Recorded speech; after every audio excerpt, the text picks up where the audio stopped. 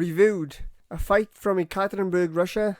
Dmitry Kudryashov versus Ilunga Makabu for the WBC Silver Cruiserweight title in a fight that was never going to go the distance. And the coming of age performance by Aleksei Egorov. Welcome to Fight Faction.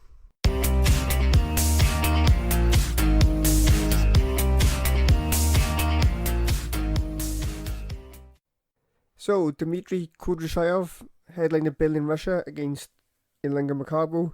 And to the Russian fans, I say, Dobru Vashalovit. And a big shout out to all the Dominican Republic fans as well. So, round one, Makabu was busy, going to the body. And I felt at this point, Kudryashov should have thrown the right uppercut to deter that.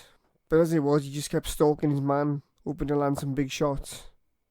Round two, Kudryashov stalking again, landing his own body shots. Makabu from the southpaw stance landed a low body shot and the referee gave him a warning. Malinga felt Kudryashov's power and decided to go in and out at that point. And then it was a big toe-to-toe exchange, probably after 2 minutes of the round. Back and forth until Makabu landed a big left hand and Kudryashov went down. He quickly got up and beat the count, and then they both resumed toe-to-toe exchanges. Kudryashov caught Makabu with a big punch, and then Makabu came right back again before the bell ended. Round 3 was toe-to-toe action all the way through the round. It just did not stop. Kudryashov had to fight well off the ropes to stay in the fight. He started getting caught with a cluster of punches towards the end of round 3, but he did come back with a big shot which staggered Makabu. That was the end of the round. But a big round for Makabu, but Kudryashov was in it because of the power levels. As a side note, it's good to see Sergey Kovalov in the crowd getting the accolades. He's looking forward to hopefully an Anthony Yard fight in the future in Russia. So hopefully the negotiations will go well for that. So going back to round 4, Makabu slowed his pace down. He obviously trying to take a breather there. And then Kudryashov trying to press the action again. Some fierce exchanges. Both guys sort of relying on one big punch to get each other out there. But Makabu being more active. Makabu probably being more focused in this fight than I've seen him in any other fight. Probably because everything's on the line here. The referee had to call timeout for the doctors to check Kudryashov's face. The first thing I noticed, the doctor produced a green card. I've never seen that card system before. For like cat eyes or whatever. So it's a new system in Russia. It's a good system. And maybe we should adopt it in the UK and US and all the other places. I suppose a red card is a stoppage. So going back to the fight, Dmitry now was holding his own again. Makabu trying to score with single shots. So at this point, going into round 5, Kudryashov's face was falling apart, to be honest. I think he's shows a defensive deficiency there. But again, it was toe-to-toe action throughout the round. Fantastic round again. This time you see Kudryashov's face getting more marked up, more bloody. Makabu pressed the fight late. I ended up getting the stoppage because Kudryashov stopped on his feet by the referee. I think it was more a case of not being able to see the punches coming because of the blood.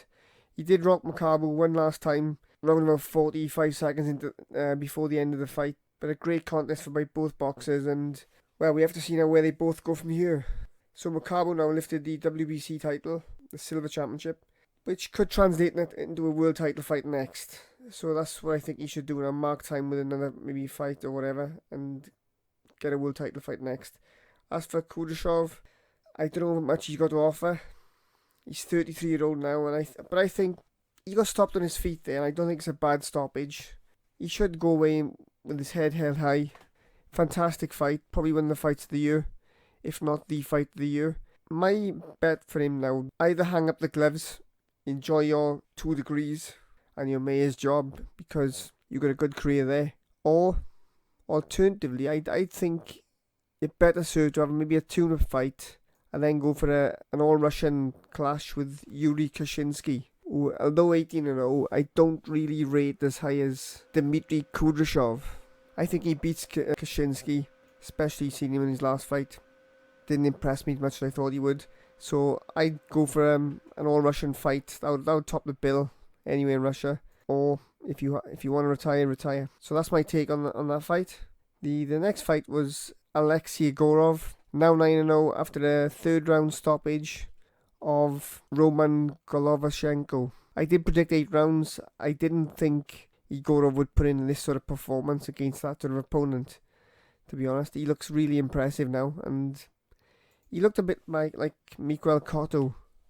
He sort of stalked his man, had him down in round 2 and in round 3, and then the corner threw in the towel. It was just a pressure fighter against the guy taking the punches, but it was the manner of the way he stopped Golovashchenko, which impressed me. He's still on a roll now, and Egorov is our pick for the World Championship maybe next year. But I'd like to see him maybe have another couple of fights, stay active, because he's definitely going to be up there with the champions. It's just a matter of time. He's 28 now, so in a year's time he'll be ready.